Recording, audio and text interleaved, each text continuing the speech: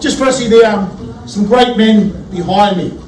But it's interesting to point out that Jared Rennick was a former Liberal Party member. They put him out, they voted him out.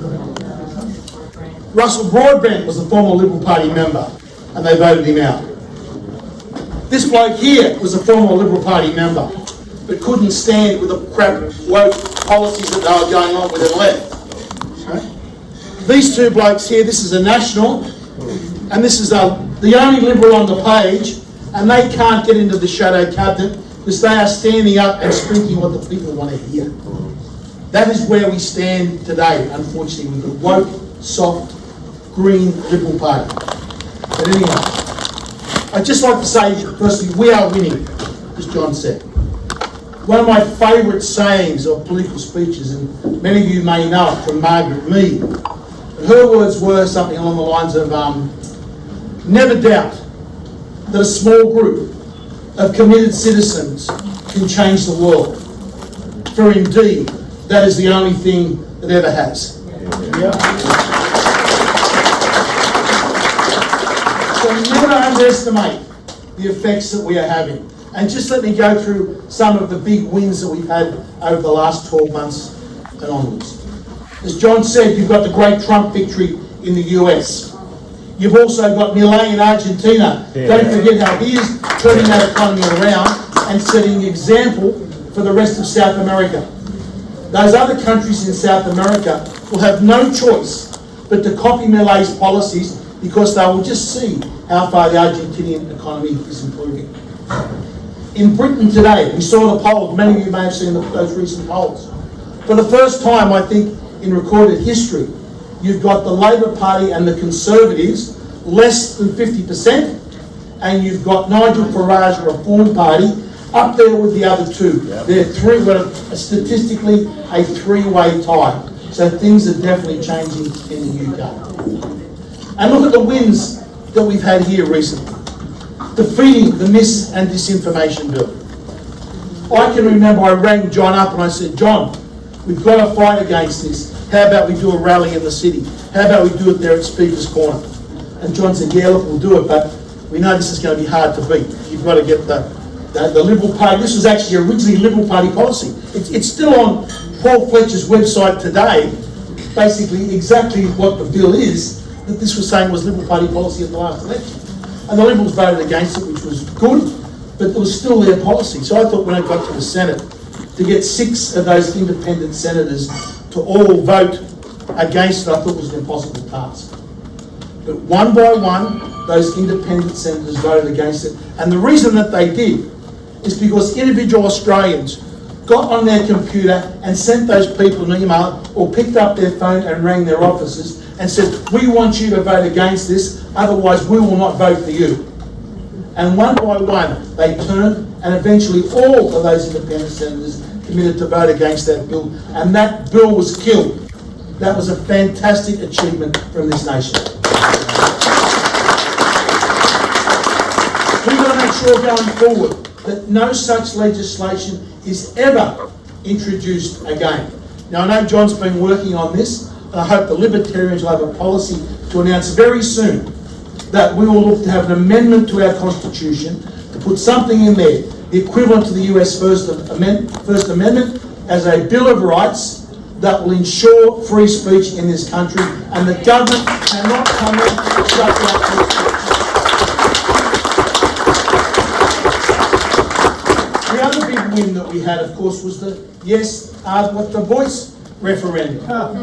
I remember when they first started to talk about this, the Guardian contacted me and I said, look, yeah, I could possibly campaign against this. It was like I committed some dreadful sin and should be sent to purgatory. And I remember thinking at the time, look, we can't beat this. You've got all the big companies, the Woolworths, the Coles, the Bunnings of the world. You've got the banks are all for it. Qantas is all for it. Most of half of the Liberal Party at least is for it. I don't think we can beat this, but we've got to stand and fight on principle. Because we don't want a provision, there's a racist provision dividing our country going forward. So I didn't think we could win. But again, it was individual people out there talking to their neighbours and their friends and their relatives, and one by one, we turned it around.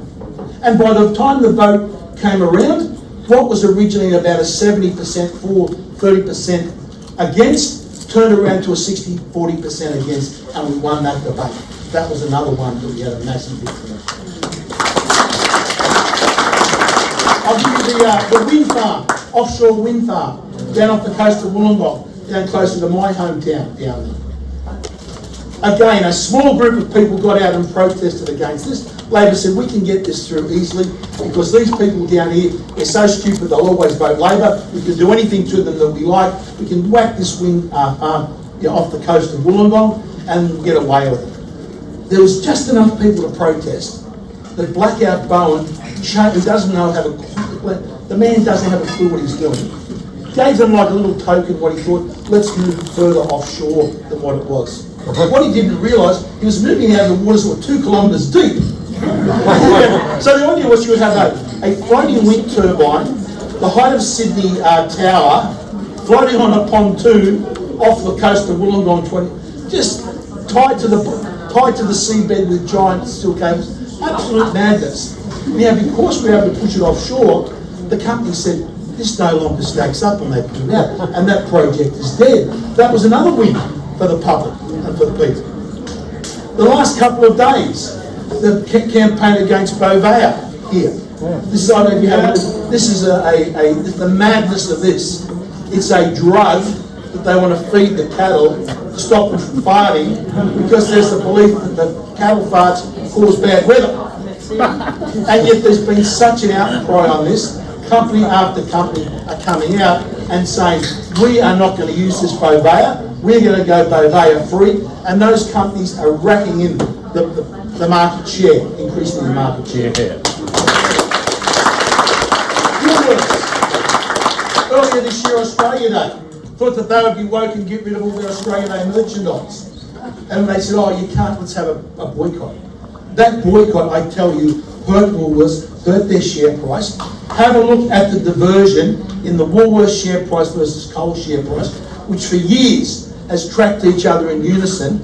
Look how they have diverted when Woolworths had that and the public had the boycott on. That was also another big win. So these wins are cracking up, one after the other after the other.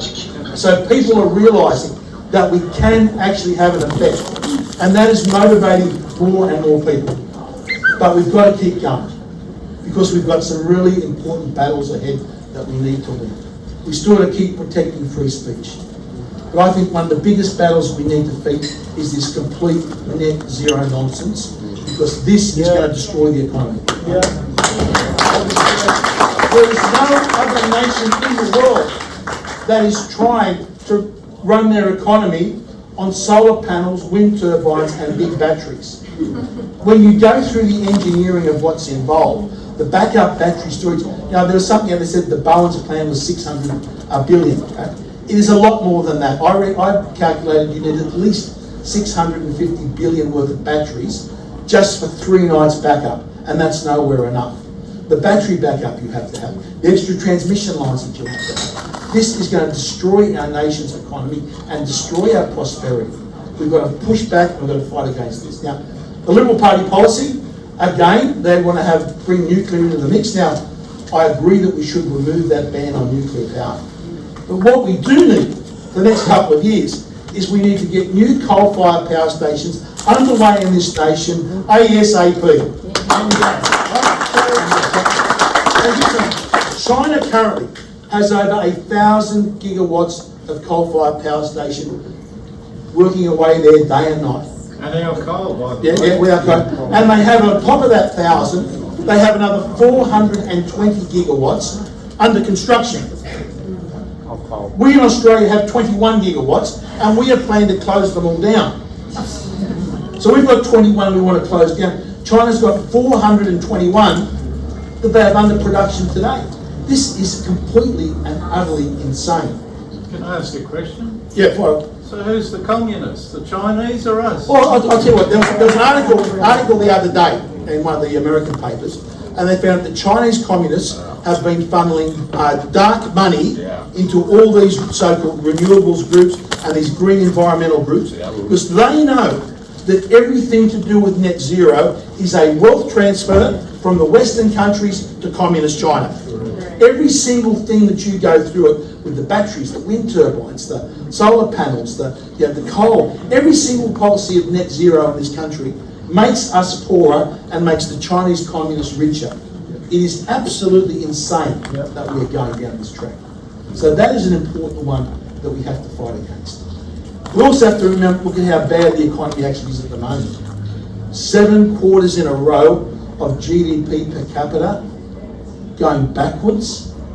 This is a disaster for our nation. But the biggest disaster that I see is what has happened to the birth rate and fertility rate of this country.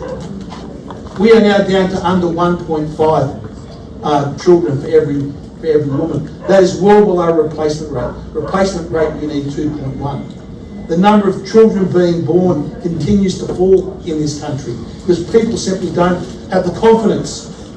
And young couples can no longer afford housing in this country. And meanwhile, in the last 2 years, can anyone guess the total number of migrants that came into the country? 1.4 million. It was 1.4 million. 400,000 people left, but new migrants that came into this country was 1.4 million. Shame. So we have had a net increase of over 1 million new migrants in this country. Now, this is not to blame those migrants.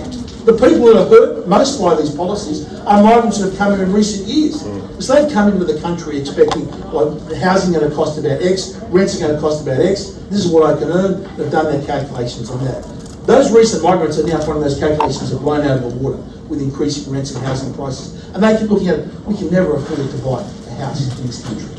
So we have an entire generation of young kids out there that can no longer afford to ever buy a house in the city that they were born. That changes the total social structure of this nation. And we've got to fight to turn that around, to make sure people have confidence in nature.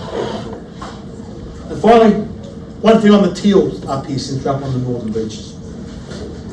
The way the polls are looking at the moment, the most likely scenario in the lower house, it will be a hung parliament. So it'll be these Teal candidates, Zali, what's the other woman's name? Sophie. Right? How they will be, if they are successful, and we're hoping that they're not successful, but if they are successful, like Oakeshott, Windsor and Bob Katter got to decide who was Prime Minister in 2010, their vote will make the determination of who will be our next Prime Minister.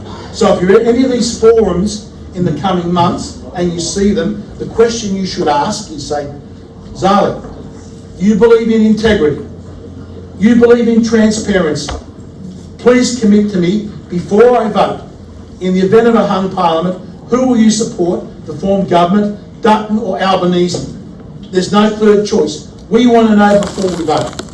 And if she comes up with some BS excuse about why she can't do it, call her out and say that shows no integrity and that shows no transparency. If you cannot inform us before we vote, you do not deserve our vote. Make sure that you go out and call them out on this next election. Because a vote for these Teals is likely to be a vote for the re-election of an Albanese government. And if you think this Albanese government has been bad and have done a lot of damage to the economy in just 2 years, think what it would be like if they have 3 years with the Teals and the Greens calling the shots. That is the prospect that we have to face in this next election. That is why it's important that we fight. That is why it's important that every single one in this room gets out, talks to your friends, talks to your relatives, talks to the neighbours, to make sure that we can get as many libertarian candidates or whatever the minor party freedom candidates into that next Senate to hold these people at account. We've seen from around the world the tide is turning. Things are heading in our favour. And one final one before I let you rabbit it on for so long, but the magnificent victory of Dr. William Bay yesterday.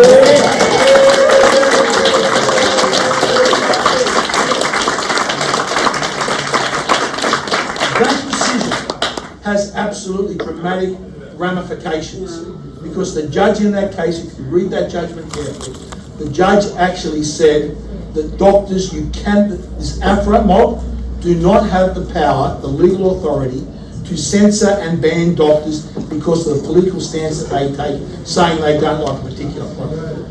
This is a message to every doctor in this country. Excuse me, my son's out there with a pizza for a Karen. Karen? Pizza for Karen, pizza for Karen. Pizza cake. I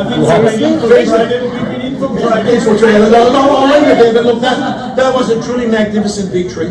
That shows how the tide is turning. Doctors in this country now have got their freedom of speech back, that you can sit down in a room with them, and if they decide that a medical treatment is not suitable for you, they can tell you without fear of losing their licence. That is what that decision made.